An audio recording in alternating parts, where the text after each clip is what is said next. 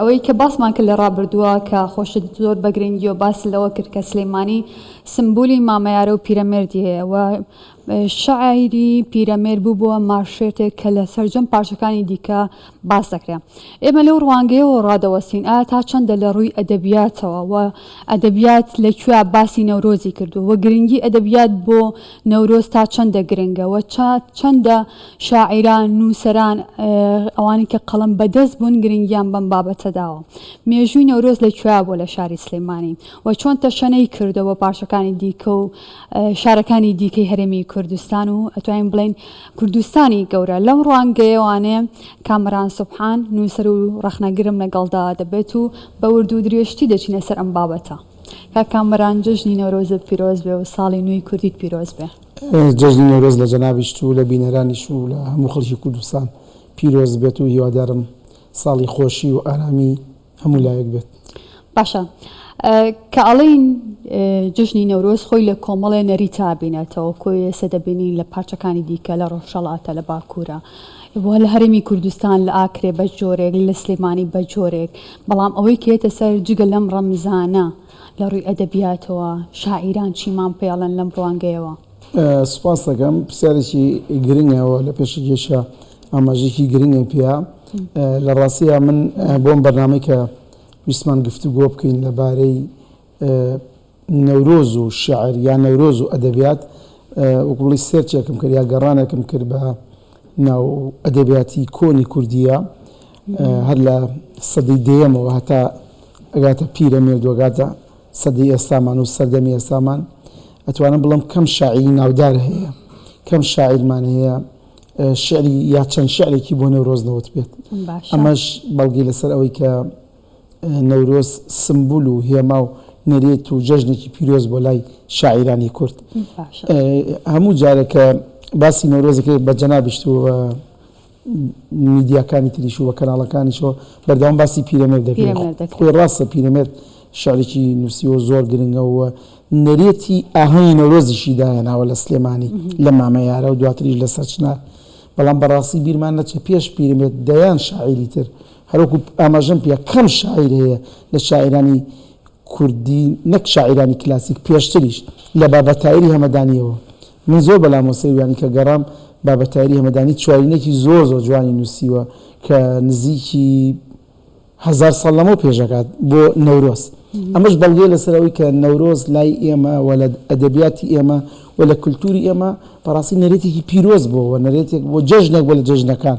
ئەو جەژنە بۆ کە تایبەت بوو بە میلەتی ئێمە کە ئەڵام میلەتی ئێمەوە بەس تەنها کورد نییە خۆتە زانی میلەتانی ناوچەکەشمان ئەم نەورۆزە و ئەم یادە بە جۆرە لە جۆرەکان ئەکەنەوە. باشە بە پێی لێکۆڵینەوەکان و سێرچەکەی کە تۆ کردوتە لەکوێوە دەست پێکات یەکەم شاعیر کێ بووە کە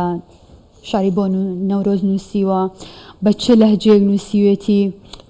بابەتایری هەمەدانی چێکەوەی کە بابەتاری ئوریانەوەی چێکەلەوانی کە شعرێکی زۆر چوارینێکی زۆر زۆر جوانی بۆ نەورۆز نووسیوە. ئەحمەدی خانی نووسیوەتی کە نزیکی 500 ساڵ لەمەوە پێشەکات. مەلای جەزیری نووسی دوای ئەوێتە سەر نالی اینجایەتە سەر مەولەوی تاوگۆزی اینجایەتە بۆ شاعیرانی دووەمی کلاسی کە بڵێن حەمدی ساحب قڕان و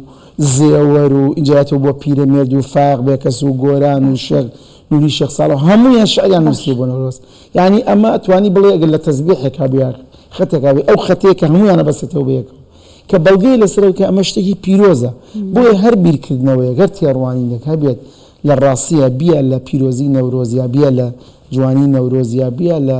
تایبەتمەندیتی نەورۆز بە پلەی یەکەم بە بڕای من ئەیە لە شوناسی کورد بوون لە بیرکردنەوەی کورد بوون چونکە بەڕاستی ئەمە نەرێتێکە و هەموو میلەتێک لە دنیاە هەموو میلەتی لە دنیاە خاوەن حکایەتی خۆیەتی کامەرانی هیچ شعرێک پێە هی ئەم نووسەرە گەورانە بێت و پێمان ئاشنا بکەیت کە بۆ نەورۆزیان نووسی. وەڵای من حەزەکەم ئەو شعری بابەتار چکە ئەمە یەکەم شعرەوە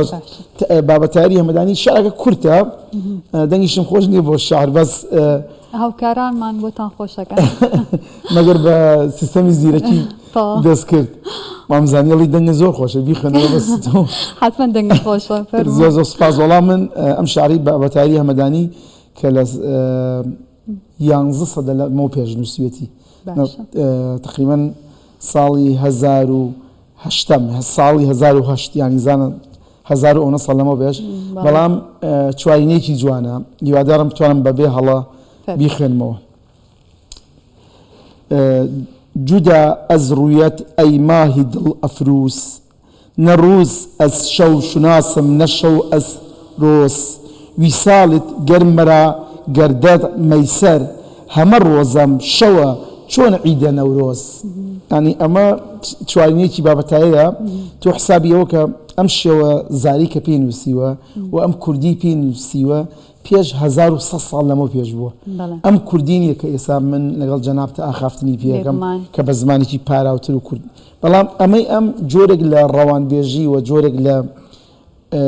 کوردی تایە کە کوردێکی پاکە و کوردێکی جوانەوە کوردێکی سەرنجڕاکێشە هەروەکو وتم 1900 ساڵ لەمە پێش. دوای ئەویش مەلای جەزیریش ئەویش زۆر جوان نووسیدی بەس داوام لێ مەکە دانەبێ بە کۆڕی شعر مەلای جەزیری مەسەل ئەحمەدی خانی شعریان چێ هێڵەگیانی وەساونەتەوە باسی نەریتەکانیان کرویان تەنها باسی پیرۆزی زۆر جوانە. مەسەل یەکەم شعر کە من بەرچاوم کەوتوێ ڕەنگە سەدان شاعری تری کورد هەبوو بێ بێش بابەت تایر بەس ئەوەی بەردەست ئێماڵی بابەت تایر یەکەم شاعری کوردە ئەوەی کە لەمانە بینیمە بە تایبەتی شاعرانی شعری کلاسیک شاعرانی نەوەی یەکەمی شعری کلاسیکی هەمویان نەورۆزیان شوباندووە بە جوانی یارەکەیان. مەسەڵەن بابەت تایر ئەڵێت چاوەڕوانی بۆ هاتنی نەورۆز لەم چوارینەیە ئەڵێ وەکو چاوەڕوانی من وایە بۆ ویساڵی یار وەکو چاوەڕوانی من وایە بۆ ڕوخساری یارەکەم وەکو جوانی چاوەڕوانی بۆ نەورۆز ئەمەنە بە تاسەوە چاوەڕوانی نەورۆزەکەم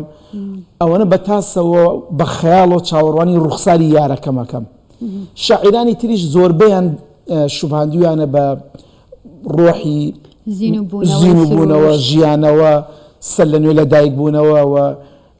بەراوردکردنی گەشی ئاگرەکەی نەورۆزیان بەراورد کردەوە بە گەشی چاوی یاری بە زولفی یاری بە ڕوخساری یاری بە لێوی ینی هەموو بەراوردکردنەکان وایە. ئەو زەمانە تێپەڕێنین یەنە سەر سەردەمی پیرەمێرد کاتێ لە ئیستانبوڵە گەڕێتەوە لە ساڵی 1940 کە دەبینێ بە شێوازێ ئەم یادە پەرتە واتە چین و توێژەکان بە شێوەیەکی گشتی میادە ناکەنەوە. ئەم هەڵەسێ بەوەی کە شاری نەورۆز دووبارە ئانووسێت و هەروە گردی مامەیارە هەڵەبژێرێت و چین و توێژەکان کۆکاتەوە یعنی یەکێ لە جوانیەکان کە دوێنێ مامۆستا سەدیق ساڵح ئەندامی ئەنجومەنی ڕێکخراوی بنکەیژین بۆی باسکردم ئەوە بوو کە پیرەمێرد تەنها میادەی نەکردوتەوانێ بەڵکو چووە خوێندکارانی قوتابخانە و زانکۆکانیشی کۆ کردوتەوانێ لەوێ یعنی دەستە جەمعەیەکی دروست کردو تاوەکو بتوانێت هەموو چین و توێژەکان ئاگاداری ئەم نەریتە بن و شارەزای نەریتەکانی کورد بن. دەست خۆش پیرەمێرد لە 20ەکانی سەدەی ڕابردوو 25 لە ئەستەمبوڵ گەڕایەوە بۆ سلێمانی خۆتە زانی یەکەم ئیشی پیرەمێرد کە هاتەوە ئێرە دەرکردنی ڕۆژنامەی ژین بوو و کاری ڕۆژنامە نووسی بە دەر لە کاری ڕۆژنامە نووسی و بەدەر لە ئەدیب بوونی پیرەمێرد یەکێک لەو شتانی کە لە دنیای ئێمە داهێنان نرێتی یادکردنەوەی نەورۆز بوو. من هەمیشە وتومە لە ئەدەبیاتی ئێمەیەوە لە ئەدەبیاتی سەدەی 20 دوو وێزگەی زۆر گرنگەیە. لە ئەدەبیاتی سەدەی 20 وێزگەیەکە وا ئەپێورێت ئەڵی سەردەمی پێش پیرەمێرد و وێزگەیەکی ترێ وێزگەی دوای پیرەمێردە. پیرەمێرد هەر بە تەنها شاعیرێکی گەورە نەبووە هەر بە تەنها ڕۆژنامەنووسێکی گەورە نەبوو هەر بە تەنها خوێنوارێکی گەورە نەبوو. پیرەمێرد کۆمەڵناسێکی زۆر گەورە بووە. بەڵگەی ئەم قسەیە ئەو قسەیە کە جەنابتە باسیەکەی پیرەمێرد کە ئاهەنگی نەورۆزی داناوە جەژنی نەورۆزی دروست کرد مەبەستی ئەوە نەبوو تەنها ئێمە ئاگرێک کرێتەوە کە گوزارش بێت لە هاتنی وەرزێکی تازەکە وەرزی بەهارە بە پێچەوانەوە پیرەمێرد هەوڵیان لە ڕووی کۆمەڵایەتی و خەڵک یەک خات تۆ بێنە بەرچاوی خۆت مەسەڵەن لە گردی مامەیارە سەیران کراوە لە سەرچیناریش سەیران کراوە. ئەمە هەموو چین و توێژەکان بووە دەوڵەمەند فەقیر خوێنەوار نەخوێنەوار مەسەڵەن قوتابی مامۆسا فەرمانبەر هەموو چین و توێژەکان هەرێکێک خواردنی خۆی بردووە هەموو خێزانێک دانیشتووە ئەمە وای کردووە پەیوەندیی کۆمەڵاتی زۆر بەهێز وای لێبێت کە خەڵک پەیوەندی کۆمەڵاتی زۆر بەهێز بێت. ئەمە راسی گەڕەکەکانە بۆ بەدەستە جەمەیەک جۆرێک لە پەیوەندی کۆمەڵایەتی بەهێزە بۆ لە نێوان کەمە وای کردووە کە پیرەمێرد بە گۆشەنیگایەکی کۆمەڵایەتی و گۆشەنیگایکی بەهێز لە پەیوەندی کەوا بکە خەڵکەکە پەیوەندیان بێکەوە بەهێز بێت و بتوان یەکتریان خۆش بێ و گوزارش لەو خۆشیە بکەن. دالێخە من هەموو جارێک لەگەڵ برادەرەکانمە باسی ئەوەکەم ئەڵەم هەر شتێک لە ژیانە دڵی خەڵک خۆشکات، هەر شتێک لە چوارچەوەی نەرێت و دابوو نەرێت و لە چوارچەوەی بیرکردنەوەی گشتی خەڵکا بێ ئەبێ ئێمە هانی بین بەردەوام بێت، نەک ئەوەی دانیشین زۆعفێکی لات تا بدۆزینەوە بکەوینە ڕخنەگرتن بکەوینە سەر کۆنەکردن. ئێستا نەورۆز بۆ نمونە جەناب جلی کودی لەبەر کردووە، من جلی کودیم لەبەر کردووە، مەسەڵەن خەڵک دڵی خۆشە ئەو تا لە ئاکرێ خەڵکێکی زۆر کۆبەوەتەوە لە سلێمانی لە گۆیژە لە هەولێر لە قەڵا نازەم لە کرا لە قەڵا لە قامیشلۆ لە ئاماد لەکوێ لەمانە هەمووی خەڵک بێتەوە بەجلی جوانەوە گوزارش لە خۆشیەکان خواردنی خۆش ئەخۆن ئەگەڕێن پیاساکان خەڵک دڵی خۆشە. مرۆڤ لەسەر ئەم هەساری زەوێ ئیشی ئەوەیە کە دڵی خۆش باشەکە کامەرانیەک پرسیارم هەیە ئەمە ئەگە بە کوتیش جوابم بیتوانێت